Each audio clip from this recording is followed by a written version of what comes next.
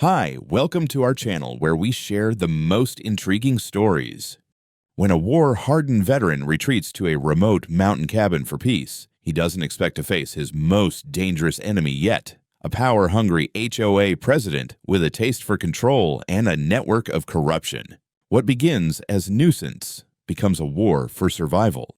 The first time I brought someone to my grandfather's old cabin, I expected peace and quiet. I didn't expect HOA stormtroopers and a federal-level incident. But I guess that's what happens when you mix wilderness with control freaks. Rick sat beside me in the truck, bouncing slightly as the tires jostled over the gravel and dirt. The sun was slipping past the mountain ridge, lighting the pine needles like fire. I glanced at him. Stoic as ever, tan field jacket, buzz cut, still sharp even after all these years, and a beat-up thermos of coffee in his hand. "You sure you're okay with no Wi-Fi?" I asked. He cracked a smile. "After Kabul, this'll feel like Disneyland." I laughed. Rick didn't talk about his work much. All I knew was that he was with some federal division in D.C., said it like that every time, like it was a punchline I didn't quite get. But I'd known him for over 2 decades. If Rick wanted to disappear into the woods for a weekend, that meant he had a damn good reason. And if he trusted me enough to bring him here, that said plenty. The cabin stood just as I left it. Single-story, rough-hewn timber with a reinforced steel door and a wraparound porch I'd built myself last spring. The generator kicked on like a loyal dog when I flipped the switch. Inside, the air smelled of cedar and oilcloth. I set Rick up in the spare bedroom, really just a cot and a dresser, and we got a fire going before the night crept in. We spent the evening drinking from the bottle I kept hidden behind the canned goods and telling lies about who was the better shot back in our Army days. He won, of course. He always did. The next morning, we hiked to the stream. My water intake system was still intact, gravity-fed and frozen solid during winter, but now bubbling clean and cold. Rick checked it over with mild curiosity, but his eyes kept drifting downhill toward the newly built houses sprouting like weeds on the edge of the forest. "HOA?" he asked, narrowing his gaze. "Yeah," I sighed. "Whisper Pines Preserve. Sprang up 2 years ago. Cookie-cutter cabins, solar roofs, security patrols. They've got a president named Karen Astley, claims she wants to maintain visual harmony with the forest." Translation: she thinks she owns the mountain. Rick grunted. "She know about this place?" "She's tried to find out. Sent a few letters. Even a guy with a clipboard once. I sent him back down on a wheelbarrow." He chuckled. "That'll do it." That night, just as we were grilling venison out back, headlights crept up the access trail. A silver Lexus. It stopped just shy of the private property sign, and out stepped a woman with a clipboard, a scarf, and the sharpest glare I'd seen since my drill sergeant's wife visited base. She marched up to the edge of my porch like she had a goddamn badge. "Mr. Satterfield," she barked. I stayed calm. "You're on private land. I'm Karen Astley, president of the Whisper Pines HOA. You're adjacent to our preserve. We've had complaints of noise and illegal lodging. I'm here to inspect." "You can turn that Lexus around," I said evenly. "This isn't your jurisdiction. I don't fall under your HOA. You've been told." "You're harboring a guest," she snapped, eyes cutting toward the second chair by the fire pit. I blinked. "So?" She held up a paper I didn't take. "You are required to register all visitors staying overnight." I didn't laugh, but it took effort. "You're not even on your own turf. You don't get to regulate anything here." She straightened like she was about to deliver a sermon. "Then we'll escalate accordingly. I'll return with a formal order." "Looking forward to it," I said, and turned my back on her. Rick watched all of it in silence. When she peeled out back down the trail, kicking up dust, he finally muttered, "She's going to be a problem." I nodded. "Oh, I know, but she doesn't know who you are." He smirked. "Let's keep it that way, for now." The next morning, I woke up before sunrise and found Rick already outside, sipping coffee on the porch, staring down the trail like he was expecting company. I didn't need to ask why. "She'll be back," he said flatly. I nodded. "Yeah.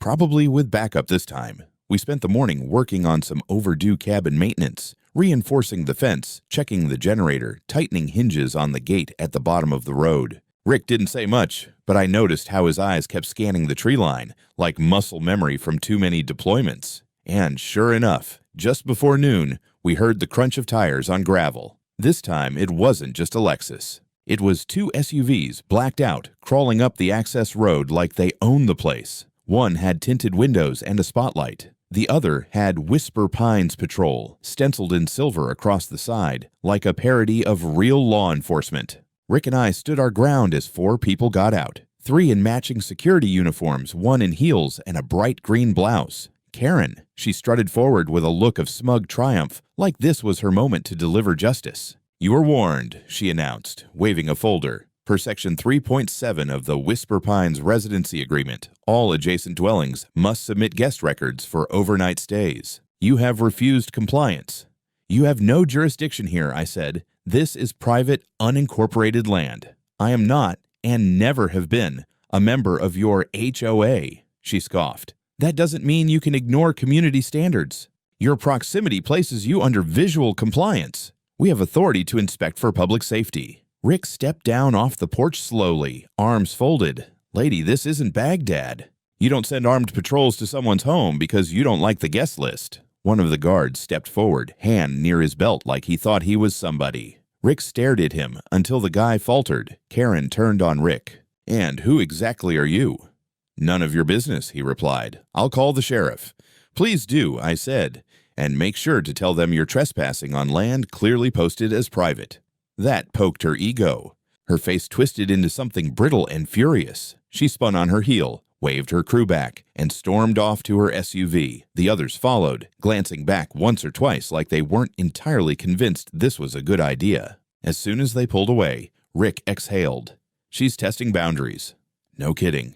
She'll escalate. People like her don't stop, especially if she thinks she's got backup." "Let her try," I said. "Next time, I'll have the sheriff waiting." Rick didn't reply. He just walked around to the back of the cabin and checked the perimeter like he was back on patrol. That's when I realized he wasn't just here to relax. He was watching for something, and Karen had no idea what kind of hornet's nest she'd poked. Rick spent the next 2 hours pacing our tree line like he was preparing for a siege. I knew that look, saw it a few times overseas when something felt off but hadn't yet happened. I let him do his thing while I made calls. First to the county assessor to confirm the boundary lines again, then to the sheriff's office, where I got a deputy named McClellan who actually sounded interested. "She showed up with a patrol?" he asked. 2 SUVs, 4 people total. 1 uniform had a taser. I've got the plates on my trail cam if you want them. He let out a low whistle. "Yeah, that's not standard HOA behavior. I'll flag it. You want me to come up?" "Not yet, but I'd like a record on file in case they try again." "You got it." By the time I hung up, Rick had reappeared, holding something small and metallic in his palm. "Found this on the edge of your trail," he said. I took it, cylindrical, smooth, about the size of a AA battery. My stomach dropped. "Tracker?" He nodded. "Probably magnet mounted. Could have been stuck under your truck last time you went to town." "That's a felony, right?"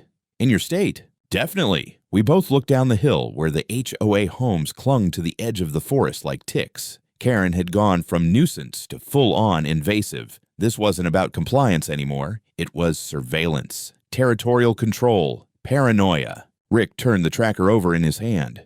"I've got a buddy who can trace this. If it's commercially registered, we'll know who bought it." "Do it." That night, we stayed up late, lights off, watching. Around midnight, the trail cam alert pinged my phone. Movement by the lower gate. I pulled up the live feed. 2 figures with flashlights. One was definitely Karen. The scarf gave her away. The other wore a ball cap and looked like one of the rent-a-cops from earlier. They were scanning the fence line, pointing at the camera. Then the guy pulled something from his jacket and aimed it straight at the lens. The feed went dead. Rick was already pulling on his boots. "Stay here," he said. "Like hell." We both grabbed our rifles, not because we intended to use them, but because this wasn't a neighborhood disagreement anymore. This was criminal trespass. I hit record on my phone as we crept down the trail, flashlights off, ears wide open. We spotted them about 50 yards in. Karen was bent over near my well intake, fiddling with the padlock. The guy turned just in time to catch Rick's voice. "You've got 10 seconds to step away from the property, or I call the sheriff. And I've got him on speed dial." Karen froze like a raccoon in headlights. The guy took a step back, but his hand twitched near his belt again. Same one from earlier. Rick didn't flinch. I held my ground beside him. Karen straightened. "This system is unregistered. It draws from the shared watershed. We have a right to inspect it." "No, you really don't," I said. "And you're done pretending otherwise." She hesitated. Then she turned and marched off into the woods, dragging the reluctant goon with her. Rick watched them vanish, then muttered, "That wasn't a bluff." "What wasn't?" "She was looking to sabotage your water." I swallowed. "So she wants to make this unlivable." Rick nodded. "She wants control. And when she can't get it, she escalates." The next morning, Rick was already on the satellite phone when I came outside. He gave me a look and mouthed, "Friend." I poured coffee and waited. When he finally hung up, he said flatly, "Trackers traced. Bought under a shell account, but the shipping address." HOA management office Karen wasn't just poking the bear, she was filing the claws and planning to mount the head. I spent the morning gathering everything I had. Trail cam footage, cell video from last night, boundary plat maps, the serial number on the tracker. I printed it all, organized it in a binder, and took it to the sheriff's substation in town. McClellan met me in the parking lot. "You weren't kidding," he said, flipping through photos. "They really tried to cut into your well?" "Yeah. And that tracker? It's theirs." He flipped the page. "You want to press charges?" "Not yet. But I want this documented, because next time I will." He nodded. "Good. Keep a record. And don't engage. If they show up again, call us." I headed back up the mountain. Halfway there, I noticed a small white sign posted on a tree near my gate. I stopped the truck and got out. Pending administrative review, Whisper Pines Community Standards Enforcement. Site may be condemned. I tore the damn thing down and stuffed it into the glove box, fuming. Back at the cabin, Rick had moved his truck into a different spot and was stringing up fishing line between the trees. "Tripwire?" I asked. "Photocell triggers. Camera relay. You'll get alerts now if anyone steps near the East Trail." "You expecting them tonight?" "Soon. She's pushing to provoke. Next time, it won't be just sabotage. She wants a confrontation. She wants you angry. She wants video of you losing it." "She won't get it." Rick raised an eyebrow. "Won't she?" He was right to be cautious. That afternoon, a certified letter showed up, delivered by some jittery HOA intern in a Prius. I signed just to see what it was. Inside, a formal violation notice stating that my dwelling was non-conforming, unauthorized, and subject to review for code violations under expanded zoning jurisdiction. I laughed out loud. They had literally made up a zoning board. But the part that chilled me was at the end. "You are required to vacate the premises within 72 hours pending review." Rick read it over my shoulder and muttered, "They're trying to fabricate authority. Fake it until someone buys it." Not happening. That night, we reinforced the locks and loaded the trail cameras with fresh batteries. I called my lawyer, explained the situation, and emailed every document I had. She called back 20 minutes later. "You're being targeted," she said. "Do not vacate. This letter has zero legal standing, but document everything. And if they set foot on your land again, call me first, then the police." Rick sat across from me, polishing a scope. "They're trying to rattle you. You hold, they break." I looked out across the porch into the trees, pitch black beyond the light. Let them try. The next day started too quiet. No motion alerts, no new signs, no HOA patrol cars idling at the tree line. That kind of silence wasn't peace. It was preparation. I knew it. Rick knew it. Even my dog, Duster, wouldn't leave the porch. Around noon, a new truck appeared. Not from the HOA this time. A Ford F-350 with a landscaping rig. 3 guys in neon vests. They pulled right up to the edge of my fence like they belonged there. I walked out with my phone already recording. "You fellas lost?" I asked. One of them checked a clipboard. "This the Miller parcel?" "Nope," I said. "This is private property, and I sure as hell didn't hire you." The lead guy scratched his neck. "We were told by property management to begin grading for erosion control." "What property management?" He pointed downhill. "The Whisper Pines, HOA." I almost laughed. "They're sending landscapers now?" He shrugged. "They paid in advance." Said it was part of a Greenbelt Buffer Zone initiative. I didn't ask questions. Rick showed up beside me with a cup of coffee like we were at a neighborhood barbecue. "You got a work order?" he asked. The guy handed it over. Rick glanced at it, then handed it to me. Forged. HOA logo scanned off a PDF. No county seal, no parcel number. Total garbage. "This is fake," I said. "You're trespassing. And if you so much as scrape a single inch of my land, I'll have you charged." The guy lifted his hands. "We're out. Sorry, man. Just doing what we're told." They packed up and left without further fuss, but the message was clear. Karen was now escalating into third-party interference, using contractors to create a paper trail, probably hoping I'd physically stop them so they could claim assault or obstruction. Rick shook his head. This is coordinated. It's a campaign. Later that day, I drove to town to pull every public record I could find. Karen had filed a zoning variance request to reclassify land around my property as community green space. Her stated justification: unsupervised usage of land posing fire and environmental risk to adjacent HOA managed properties. She was literally trying to box me in with a fake nature reserve. That night, someone cut one of the motion tripwires. Rick and I were down there within seconds, rifles slung, lights off, ears open. We caught them halfway up the hill, 2 people in dark hoodies, one holding what looked like a bucket. I recognized the gate. Karen again. Always her. They were pouring something, diesel maybe, onto my brush pile. I stepped forward fast, snapping a branch on purpose. They bolted. I chased, just enough to get the trail cam to catch their faces. One of them dropped the bucket as they ran. Sure enough, a mix of accelerant and dry kindling. Arson. We called McClellan. This time, he came. He took one look at the bucket and the footage and said, "That's it. We're moving this up the chain." I looked at Rick. He nodded, grim. We weren't dealing with HOA drama anymore. This was criminal. By morning, McClellan had looped in the county fire marshal and a detective from the arson unit. They came up to the property in separate vehicles, and when they saw the trail cam footage, the jerry-rigged accelerant mix, and the proximity to my cabin's propane line, their expressions turned stone cold. "Intent to burn," the fire marshal said. "You were lucky you caught them." Rick muttered, "Luck had nothing to do with it." The detective collected samples and asked for copies of the footage. I handed over a thumb drive, along with the forged landscaping work order and the fake zoning letter from the so-called HOA board. He squinted at the paper. "They printed this on office paper. There's not a single official seal." I nodded. "They've been escalating for a week now. Trespassing, sabotage, now attempted arson." The fire marshal took notes. "Do you have any idea what they're after?" Rick answered before I could. "Control. And a paper trail that says they've been managing the area, so when he finally snaps, they can frame it like he was the crazy one resisting authority." That landed hard. We gave them everything. Then I got a call from my lawyer.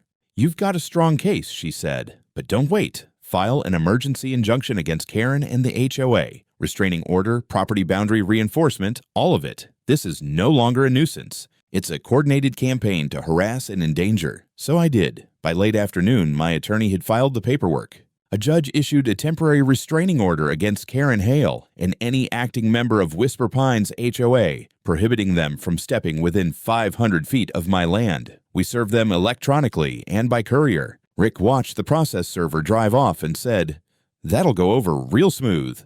And, of course, it didn't. At dusk, a loudspeaker blared from down the ridge. It was Karen. "You cannot keep us off public easement land. We have rights." I stood at the gate with my phone recording. "Try me, Karen." She stood on the other side, flanked by 3 people in HOA windbreakers and holding a manila folder like it was a warrant. It wasn't. It was some new printed crap she whipped up, stamped Citizens Enforcement Authority. Rick leaned over and whispered, "She just made up a militia." I didn't engage. I didn't raise my voice. I just stood there, camera rolling until they shouted themselves hoarse and left. An hour later, McClellan texted, "Saw the footage. Good. Keep documenting. We're forwarding to state AG." I read the message twice.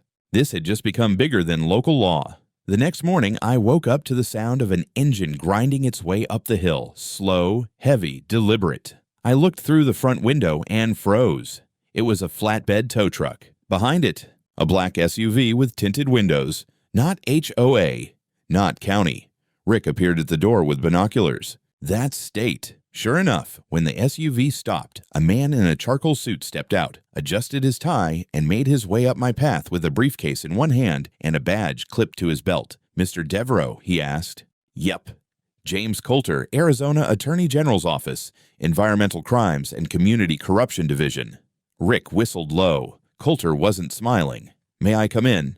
I stepped aside. Inside, we sat at my table. He opened his briefcase and slid a file across the wood. Inside were photos, aerials, forged documents, some I hadn't even seen before. These were submitted under the name of Whisper Pines, HOA, Coulter said, flipping pages. To the county assessor's office, the claim that your property was legally annexed into HOA jurisdiction 3 months ago due to non-compliance with communal fire risk mitigation. I blinked. That's completely fake. He nodded. And criminal.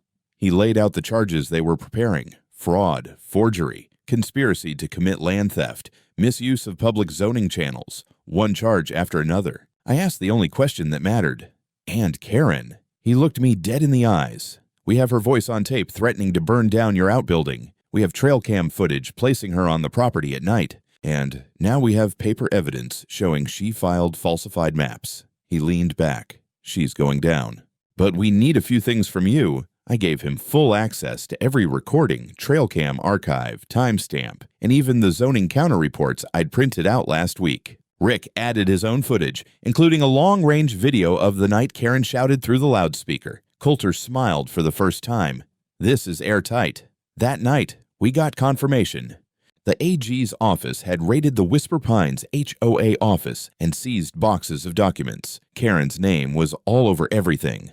Payment authorizations, emails, even handwritten memos planning how to gradually absorb unregulated parcels by faking public complaints. I asked Coulter how long until they arrested her. Depends if she runs. I glanced out at the tree line, still half expecting to see her car. Instead, I saw lights, cop cars, unmarked vehicles, the whole cavalry, heading not up to my place, but down into the HOA neighborhood. And I smiled. Karen didn't go quietly. When the arrest team entered her property, she locked herself in her house, blasted a pre-recorded message through outdoor speakers claiming she was a political prisoner of land tyranny, and threatened to call the governor. It didn't work. After 15 minutes and one broken sunroom window, they had her in cuffs. I watched the footage on Rick's phone later that night, her screaming something about sovereign rights, HOA autonomy, and "This is America," as they walked her to the cruiser. They didn't just arrest her. The HOA treasurer, vice president, and even their so-called compliance officer were also taken in.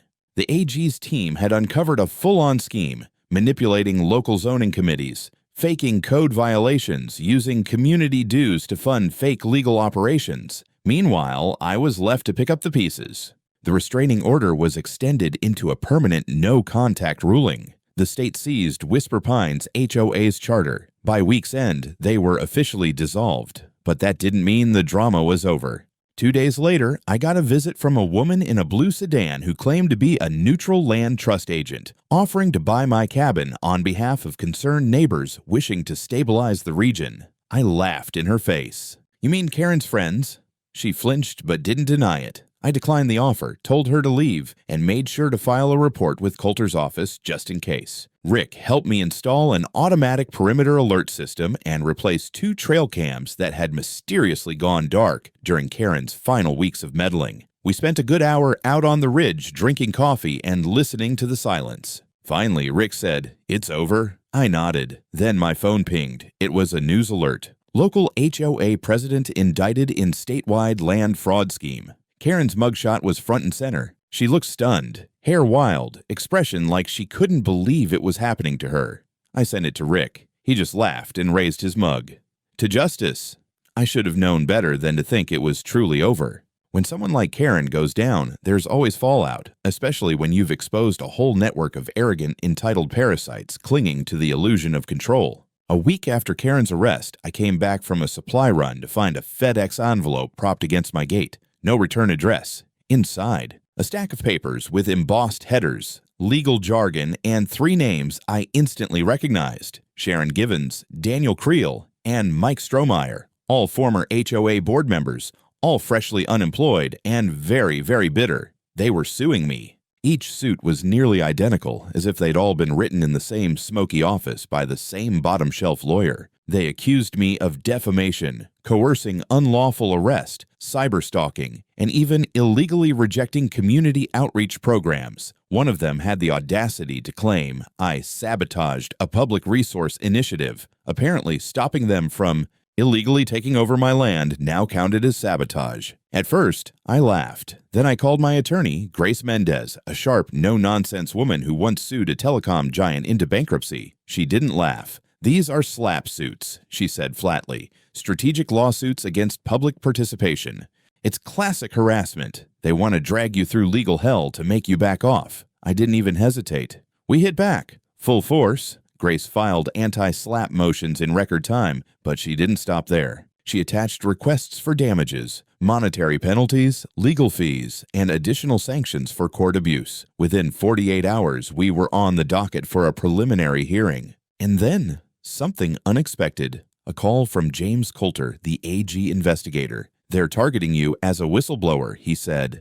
"We anticipated this. These suits aren't just malicious, they're obstruction of justice. We're submitting an amicus brief on your behalf." Hearing that hit differently. I'd started this whole mess just wanting to be left alone. Now, I was part of a legal domino that could bury these people for good. Hearing day came fast.